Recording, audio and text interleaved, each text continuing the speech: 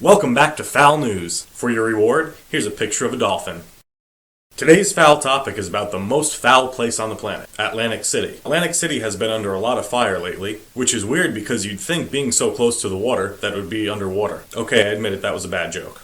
Knew I should have never tried stand-up comedy. Anyway, just last year, 4 casinos closed in the city. The city's now left with 8 of the 12 original casinos that were in the city. A lot of blame seems to come from the casinos themselves. People are accusing the casinos of not advertising well enough and that people just don't know about the city. I say they're only right on one aspect, and that aspect of blaming the casinos is only because the rates of the rooms are usually ridiculous. Anywhere from $60 a day in a weekday to up to over $1,000 a room during the weekend, especially during an event. Now, before I come back to that point, let's step back and take a look at the city itself. According to CityData.com, the average annual income in Atlantic City in 2012 was just a mere $28,000. The average household income for the rest of New Jersey at the same time, according to CityData.com, was about $69,000. So you're looking at a huge decrease in the average household income just in that one city alone. Okay, so maybe the best jobs aren't available down there, but most people who live down there are or were casino workers. Now, if you live in Atlantic City and you're watching this, prepare your anus, because you're going to get butthurt. Okay, looking at the city as a whole, we should start realizing that a lot of reports indicate that people with lower income are often more likely to steal. Now, I'm not saying all poor people steal, because I certainly don't steal, except maybe a quick peek into my neighbor's window. But if that offends you, I don't care. And I can kind of see why it could happen. For instance, if your rent's due and you spent a bit too much on foods and necessities, and you feel like you're not going to make it, or you know that you're not going to be able to make your rent, that can drive a person to do a lot of crazy things. If you've ever been in a situation where you're struggling financially, you get really angry for a lot of the wrong reasons. Usually you just have to sit down and realize that there's no one to blame but yourself. Yeah, that's where the butt hurt's coming in. And I'm not saying that it's never happened to me before, although I've never done anything extreme about it. I'm not saying it's right to steal or commit crimes, but I can certainly see why there would be a motive. But that's just one of the reasons why I think that crime is just so high in Atlantic City, especially compared to the rest of New Jersey. Leave out Newark, Patterson, and Camden.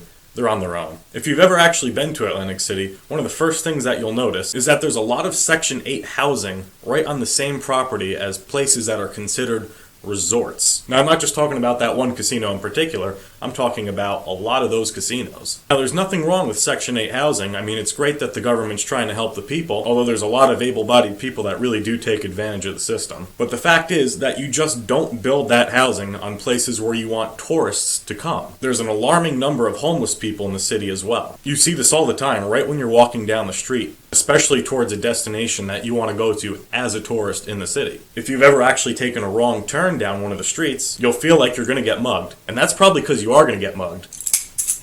By me. I'm just kidding, because I actually don't ever plan on spending a lot of time down there. I've been there enough. Not mugging people either. Trying to avoid being mugged myself. That's another story for another day.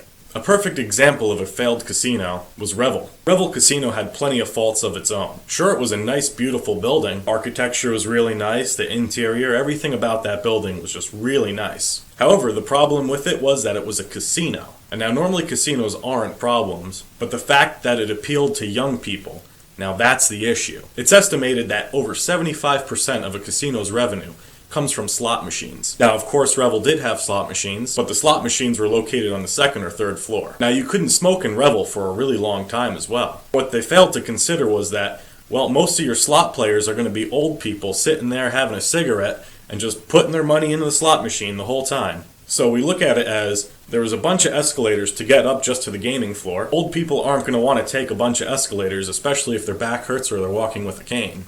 And it's obvious, old people do have more money than young people. I'm in my early 20s and this is all the money I've got to spend for the next 2 weeks. Regardless, the casino kept appealing to younger people. Younger people of my age, in their early 20s to their mid-20s. They'd bring out celebrity guests all the time. It was a really entertaining place, but the fact of it is young people just don't have the money that the older people do. So if you appeal to the generation that has no money whatsoever and you're a casino, that's bad news for you, so you were set up to fail from the get-go. Now, what's even a bigger problem about the place is that a lot of politicians, especially the governor, believes that it's best to spend a bunch of money to advertise the place. The governor's even been in a couple of those advertisements himself. You want to advertise about a place where you can go and relax and just have fun for the weekend? Well, Atlantic City's not the place to do that. Atlantic City itself is a terrible place. Like I said before, the city's just filled with homeless people and high crime rates. Think of it this way. You're a tourist, you just traveled to Atlantic City for the first time expecting a beautiful resort town just like Vegas. You get there, it looks like you're in the middle of the ghetto with just a few casinos. I'm sorry, but that appeals to absolutely zero people. You're better off spending all that advertisement money on a bag of poop. The thing is, no politician's gonna ever come out and say,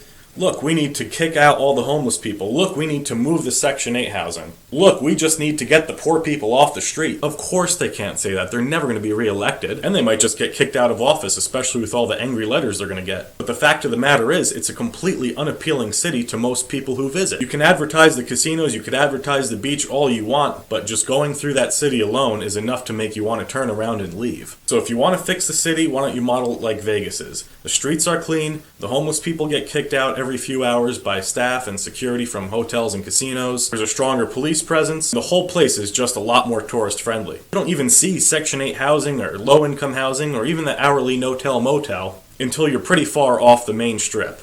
Atlantic City, nothing like that. You should stop running away from the truth, actually face the problems, and come up with a plan to actually fix them. If you have to use some sort of hidden lingo or something to ultimately decide to take those Section 8 housing complexes and move them to different places to actually make the city more appealing to tourists, do so. The place does have a potential to earn revenue, just not in its current state. To wrap up with a random fact of the day, it appears that 50% of all people, regardless of gender, stand up when they wipe. There's also that 50% that sit down when they wipe. Which one are you? Don't leave a comment below, because I don't care. Be sure to like the video, share it, subscribe, and as always, keep it fast.